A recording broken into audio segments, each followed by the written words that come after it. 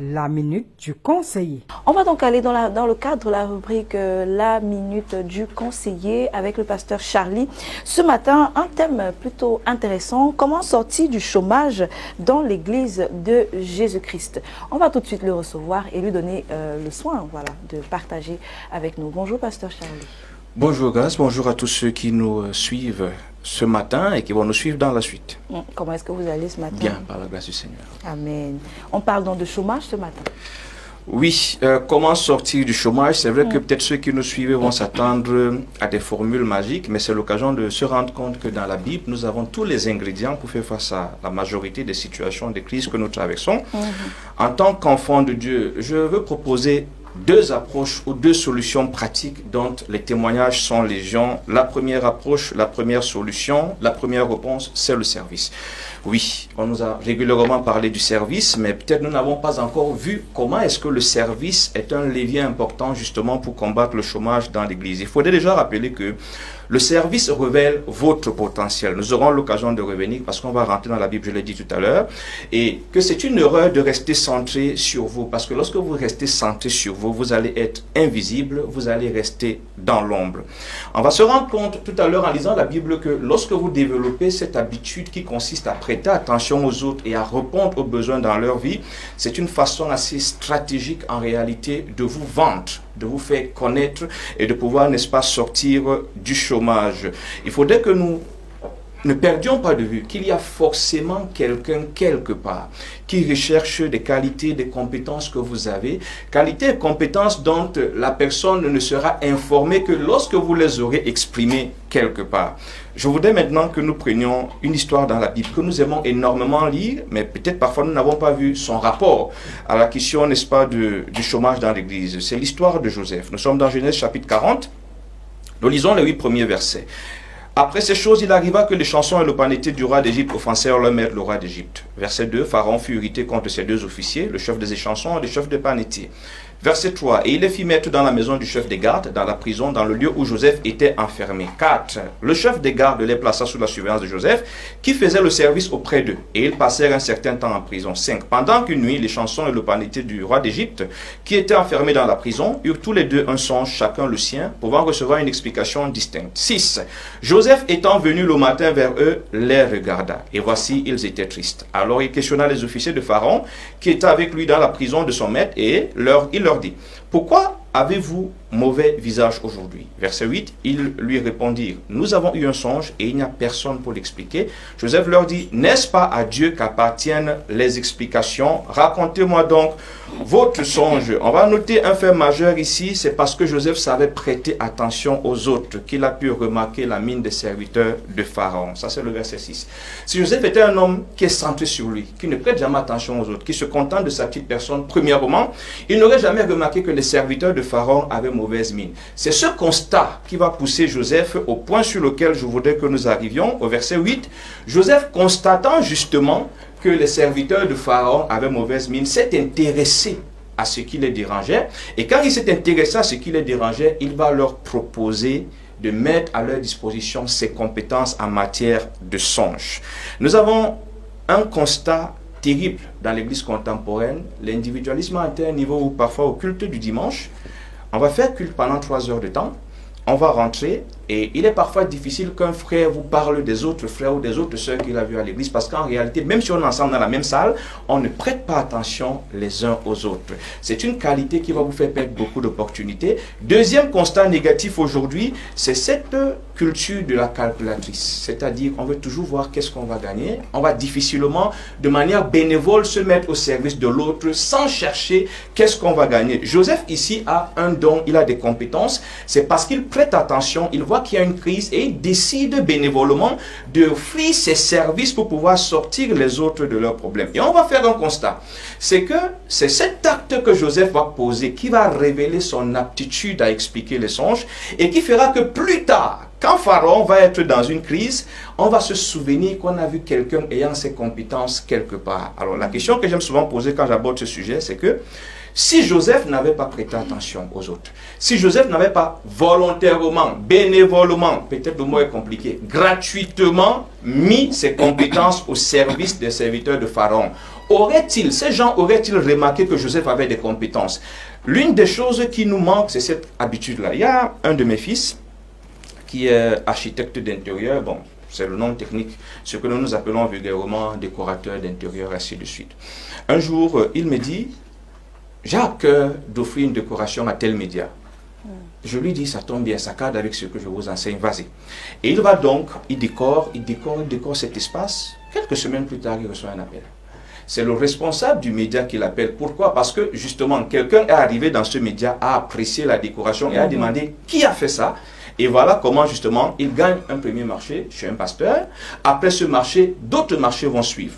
Et on est nombreux à souvent louper cette opportunité. Un autre aurait dit, c'est un média. Ils ont des insertions publicitaires. Il faut absolument qu'ils me donnent quelque chose. Et on ne va jamais. Il sera difficile qu'on sollicite quelqu'un qu'on ne connaît pas. On ne vous connaît pas. Mettez même des centaines de milliers de francs pour communiquer. Il y a des centaines de milliers de compétences comme les vôtres qui communiquent également. Mais lorsque quelqu'un voit votre know-how, on voit ce que vous êtes capable de faire, ça va marquer quelqu'un. Et quand ça va marquer justement la personne, on va se rendre compte que quelqu'un un jour va être dans le besoin. Et la personne, justement, va s'exprimer. Quelqu'un va lui dire, j'ai déjà vu quelqu'un. Je voudrais partager un témoignage personnel. Pendant une époque de ma vie, je faisais beaucoup de choses pour les gens bénévolement. Et la réponse que je recevais toujours vraiment, que le Seigneur te bénisse. Tu es une bénédiction pour le corps de Christ. Et pour beaucoup de personnes, on m'exploitait, ainsi de suite. Un jour, je reçois un appel, il y a très longtemps quand même. La personne se présente, est-ce que je peux vous rencontrer? Je dis oui, c'est telle sœur qui m'a donné votre numéro de téléphone. Je dis ok, on prend rendez-vous et puis le monsieur arrive. C'est un jeune homme d'affaires qui, je crois qu'il venait fraîchement du Gabon, il n'est même pas du Cameroun. Et puis il me dit, voilà, j'ai un projet sur le Gabon. Je voulais mettre sur pied un journal chrétien. Et pendant que je parlais, il y a une sœur qui m'a dit qu'elle connaît quelqu'un qui peut faire ça. Et justement, elle m'a donné votre numéro, c'est pour ça que je suis là. Donc, voilà ce que je veux faire. Il explique ce qu'il veut faire. Et moi, comme à mon habitude, je commence tout de suite à commencer. Je veux commencer à lui parler, à apporter des éléments. Il dit non, non, non, je suis pressé, je vais vous l'apprendre tout à l'heure. Donc, essayez de me mettre ça dans un document, vous joignez la facture. Quand il part, je suis troublé, pas par le travail, par la phrase de la fin, vous joignez la facture, parce qu'on ne m'avait jamais dit ça. Alors je reste, je fais le travail, je fais tout ce que j'avais à faire, et puis pour la première fois, je m'essaye même à monter ce qu'on appelle souvent le fantôme de son journal, et puis voilà, je le lui envoie par mail. Quand il rentre de son voyage, il m'appelle, je vais le voir, il me dit, il a lu, c'est un travail vraiment intéressant, et il me dit, la facture, je transpire, après je dis 100 000, comme ça là. Il dit 100 000, oh 100 000, après il s'arrête de dire, en réalité, ce que j'ai l'habitude de faire, les gens que j'ai l'habitude de consulter m'auraient demandé plus de 100 000 francs. 100 000 francs, et puis pour la gloire de Dieu, c'est pas cher à payer. Il faut juste permettre que je paye ça en 2 temps. Je dis, il n'y a pas de problème. Alors, pour la petite histoire, justement, à cette habitude, j'avais l'habitude d'aider ceux qui avaient des projets. Donc, je leur apportais ce que je pouvais avoir comme lumière, comme compétence, et il y a quelqu'un qui a remarqué.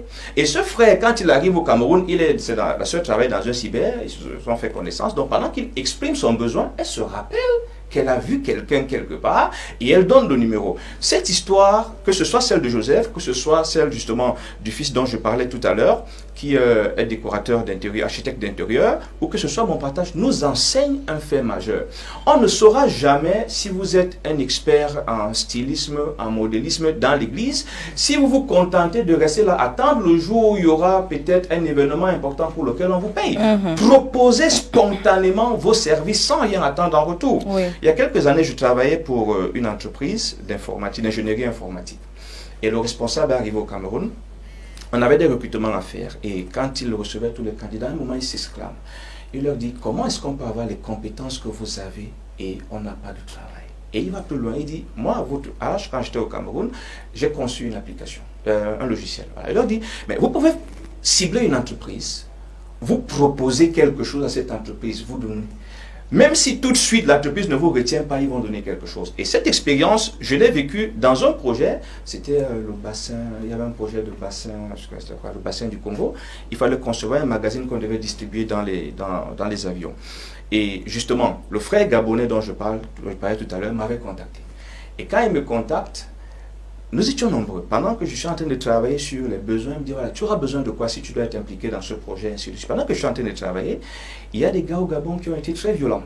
Ils ne sont pas restés faire ce que je faisais. Les gars sont allés sur le terrain, ils ont conçu, ils ont fait un certain nombre de choses. Ils sont venus avec un premier travail, une maquette, ils ont présenté. Alors, le temps que moi je vienne avec, oui, après réflexion, par rapport à ce que tu m'as dit, il faut décider ça, me dit, écoute, il y a des gars qui sont passés. Ils avaient déjà quelque chose de concret. Non seulement on a validé, mais on leur a donné 1 million. Pour ce quelque chose de concret qu'ils ont fait, on s'est rendu compte qu'ils comprennent. Alors, moi, j'allais venir avec beaucoup de théories, les il faut, et ils sont venus avec quelque chose qui a permis qu'on découvre qu'ils ont la réponse. Donc, aussi longtemps que vous allez rester centré sur vous, priant, jeûnant, attendant l'opportunité pour laquelle on va vous payer, ça va être difficile. Offrez vos services, exprimez vos compétences. Vous allez remarquer un frère à l'église, mais écoute frère, écoute, j'ai remarqué que ton habit est régulièrement froissé. Probablement parce que voilà telle matière, voilà ce qu'on va faire. Vous avez des compétences de ce genre de choses. Et quand vous avez exprimé une fois, deux fois, il dit, mais tiens, voilà quelqu'un qui s'y connaît. Tu t'y connais? Oui, parce que j'ai ce problème régulier avec mon linge. Je peux te confier mon linge. Voilà comment les choses peuvent naître. Donc, il faudrait qu'il y ait cette culture du service. Alors, celui qui n'a pas compris, malheureusement, depuis qu'il lit la Bible, que servir les autres fait partie de la volonté de Dieu, c'est notre devoir en tant que chrétien. Et que, comme on est en train de le dire ce matin, cela peut déboucher justement à des rentrées financières. Ce n'est pas l'objectif. Si on l'avait compris dès le début, de savoir que tant que j'ai le pouvoir, ma compétence est une ressource pour faire sourire l'autre, pour changer la vie de l'autre. On part de ce principe-là. Oui. Et maintenant, pendant que je suis dans ce principe-là, ma compétence est une ressource pour changer la vie de l'autre, faire sourire l'autre, je suis en train de le faire, il va se trouver quelqu'un ou une opportunité pour laquelle on te dira non. Je terminerai toujours par une histoire personnelle. Un jour, mon fils va au secondaire et je suis en train de chercher un établissement. J'ai marché, je me suis retrouvé, pour ceux qui connaissent PK17, dans des collines là-bas. Et voilà, je ne trouvais pas. Et puis un jour, quand je rentre chez moi, je vois une banderole. C'était un établissement. Ça attire mon attention. J'appelle le numéro, ça passe pas, je vois la localisation. Je lui dis, bah, écoute, tu vas m'accompagner. Nous y allons. Et je trouve un grand complexe et il retient mon attention. Je sens que c'est l'endroit où il faut que mon fils arrive. Je traverse certains espaces-là et puis je tombe sur un monsieur que j'avais l'habitude de voir dans une supérette dans un marché. Je lui dis, mais voisin, qu'est-ce que tu fais ici? Il me dit, ah, ça c'est mon établissement. Ah bon? Oui. Et il me dit, toi, qu'est-ce que tu fais? J'ai dit, en fait, ça fait des semaines que je marche. Je cherche un établissement pour mon fils. Et il se trouve que je n'en trouve pas. Et puis j'ai vu la banderole. Voilà, première chose, le numéro qui est là ne passe pas. Il me dit, bon, oui, nous sommes ici. Je lui dis, ok.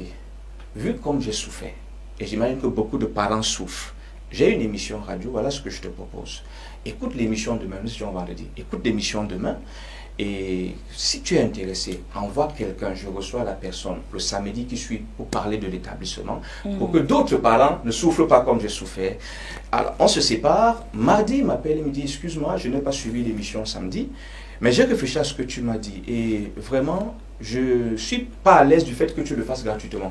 Donc, comme tu veux que ton fils fréquente ici, et que nous, si on a besoin de quelqu'un pour communiquer, ce que je vais te proposer, c'est que ton fils va fréquenter en contrepartie, justement, de ce que tu nous proposes. Vous voyez, je ne venais pas pour demander de l'argent. Je venais pour apporter, j'ai quelque chose, j'ai une émission, un espace qui peut lui permettre, n'est-ce pas, de se vendre, mais surtout de répondre aux besoins des autres parents.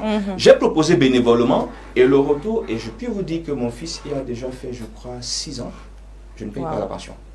C'est-à-dire qu'à chaque année, c'est eux qui vont appeler, ils vont relancer, il y a ci, il y a ça, il y a ça. Et le deuxième est arrivé, sous le même contrat, c'est vrai que là, on a réduit les frais. Alors, si j'étais allé avec les calculs, j'avais présenté ma facture cette première année-là, j'aurais consommé cet argent. Et les années d'après, il aurait fallu que je me casse le cerveau. Donc, souvent, cette habitude à vouloir toujours voir le gain immédiat est l'une des raisons pour lesquelles, non seulement on est chômeur, mais où aussi on manque de beaucoup de ressources dans l'Église. Je voudrais que ceux qui nous écoutent essayent un peu de pratiquer et qu'ils reviennent nous faire un retour. Maintenant, moi j'ai une question. Est-ce qu'il n'y a pas un risque? Parce que souvent, moi je parle, c'est un peu sur, par rapport à l'expérience que j'ai parfois eue, on a tendance à surbooker, à vous surbooker. Quand on rend compte que vous êtes serviable, on se rend compte que vous êtes serviable, on se rend compte que vous êtes toujours là, présent. On va vous prendre pour acquis, déjà. Et ensuite, on va abuser, on va profiter. Voilà, c'est le terme. On va profiter de vous. Est-ce que ce n'est pas un risque? Oui, ça, la question revient toujours, chaque fois que j'aborde cette approche par rapport au chômage. Mais je voulais d'abord dire une chose, c'est que tout part principalement des dispositions. C'est pour ça que tout à l'heure, j'ai fait un petit détour en précisant que lorsque on a compris que ce qu'on a est la réponse à la crise de l'autre. Ça devient différent. Lorsqu'on a ce positionnement, on a un réflexe premier. On a le réflexe du bon samaritain. Pour venir à l'histoire du bon samaritain, ce monsieur avait un programme. Il allait quelque part. Donc il avait déjà tout été bien calculé. Mais il se trouve que quelqu'un était en crise. Il a priorisé la situation de la personne qui est en crise par rapport à son programme qui n'était pas un petit programme. Donc lorsqu'on est mu de cette disposition-là, c'est-à-dire, je regarde ma soeur-ci, je me rends compte par exemple qu'elle a un problème au niveau de ses cheveux. Je peux apporter une réponse. Je deviens cette personne qui a cette habitude. Je dis, je mets tout le monde au défi. Quand c'est ça, fondamentalement, il est difficile, je ne veux pas dire impossible parce que je peux me tromper, mais je dis il est difficile qu'on vive toute une existence à se faire exploiter. L'un des problèmes qui arrive, c'est qu'à un moment, on a d'abord un problème de personnalité. Le problème que vous soulevez, on le rencontre aussi chez des personnes qui croient que c'est en se mettant au service des autres qu'ils vont se faire aimer. C'est une erreur. Donc, certaines personnes n'ont pas, ils ont un fondement qui n'est pas bon, qui n'est pas du tout bon. Parce que justement, quand je le fais dans le but de t'aider, je suis capable de te dire, pour aujourd'hui, ce n'est pas possible, je suis fatigué. Parce qu'en réalité, je n'y tire rien. Je n'ai pas peur de perdre quelque chose. Mais lorsque, par exemple, j'ai des calculs, je dis souvent, c'est très facile pour nous de faire des confessions là, qui sont intéressantes, mais la vérité est profonde. Si j'essaie, par exemple, qu'en aidant ma soeur-ci, au fond de moi, je sais que quelque part, vraiment, elle m'aura à la borne, elle peut parler de moi. L'idée de lui dire non, pour moi, implique le risque de perdre quelque chose. Mais quand je sais que je le fais bénévolement dans le but d'aider, c'est une pression que je n'ai pas. Donc, je peux lui dire non. Mais souvent, ce n'est pas le cas. Derrière les gens qui ont l'air trop serviables, là, se cachent beaucoup de motifs qui ne sont pas purs, qui ne sont pas sincères, pas totalement désintéressés. Je vous ai pris mon exemple. Je pourrais, il y a des responsables de médias ici qui m'ont vu être le Tinda d'un nouveau converti. C'est-à-dire que je suis arrivé dans leurs médias, je me rappelle celui-là quand je viens le rencontrer, et je l'ai déjà vu passer sur un nouveau programme ici. Souvent, je réfléchis avant qu'il passe avant moi. Alors, je me rappelle le jour où je me retrouve dans son bureau, il veut parler, je dis, tu as peur de dire Tinda? Non, c'est justement ce que j'étais. J'ai dit nouveau converti parce que j'avais plus longtemps avant ce monsieur, mais je portais sa mallette. Je suis arrivé dans son village. Oh, qu'est-ce qu'on ne m'a pas dit? Oh, il t'exploite, tu vaux plus que ça. Mais ce que les gens ignorent. Tout ce que j'ai comme compétence aujourd'hui, je précise, je peux créer des projets, émissions et tout ça là, chaque semaine, sans que ça se ressemble.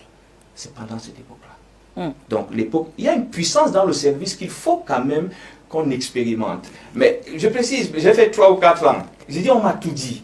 Il t'exploite, oh voilà, tant que tu as son ombre, et parfois il montait des projets où manifestement on avait vraiment l'impression qu'il m'exploitait, c'est-à-dire qu'il peut voyager la porte des équipements, il va penser à quelqu'un qui n'est pas dans le projet, moi je suis dans le projet, c'est comme si je suis invisible.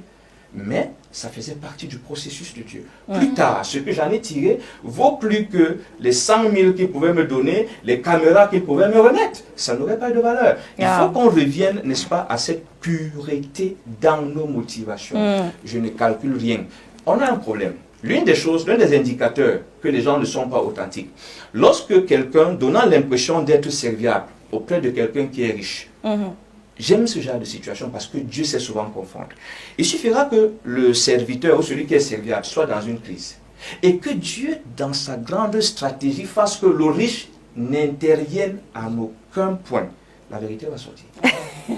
Et sa réaction sera la preuve que ça n'a jamais été désintéressé. Donc il faudrait qu'on revienne à des mobiles purs et lorsqu'on sera là, l'Esprit de Dieu nous permettra également de pouvoir faire preuve de discernement. Mais quand on est tordu, on finit par trouver plus tordu que soi et on va crier fort. Vous l'avez compris, les maîtres mots, en plus du service, il y a la sincérité et pouvoir servir de manière désintéressée.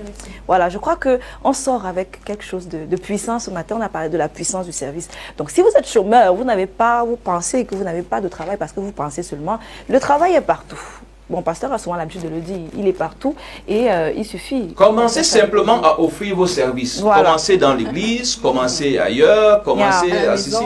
Et ça coûte. Hein. Moi, si je vous dis que le bénévolat me coûte en termes de projet, je dis énorme. Je me retrouve aujourd'hui avec des factures énormes sur des projets où je ne gagne pas un franc. Wow. Mais où je précise bien que ça profite aux autres.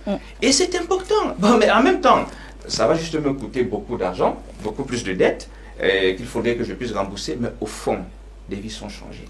C'est une école difficile dans cette génération calculatrice, mais c'est la nature de Christ.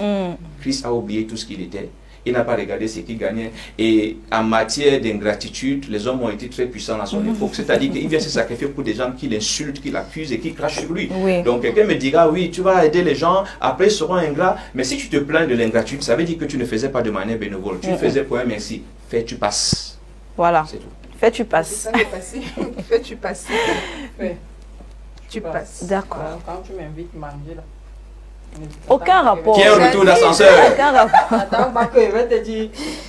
Alors, D'accord, merci Janine. En tout cas, merci beaucoup pasteur. Je crois que ceux qui nous ont regardés ce matin sont sortis ou sortent de ce moment, de cet échange avec quelque chose de particulier. Si vous n'avez pas de travail, sortez de chez vous, commencez, faites ce que vous voyez, faites. Voilà, répondez à un problème et apportez des réponses à des questions. Sans et toutefois surtout, attendre. et surtout, si vous avez des compétences, offrez-les. Exactement. aux Exprimez autres. ce que vous avez, c'est le meilleur marketing. Quand vous l'exprimez, les gens constatent que ça existe. Et Oui. quand ils constatent que ça existe, ils peuvent le solliciter ou le recommander. On ne recommande pas ce qu'on ne connaît pas. On ne sollicite Exactement. pas ce qu'on ne voit pas. C'est clair. Voilà, merci beaucoup pasteur. Merci. La minute du conseiller.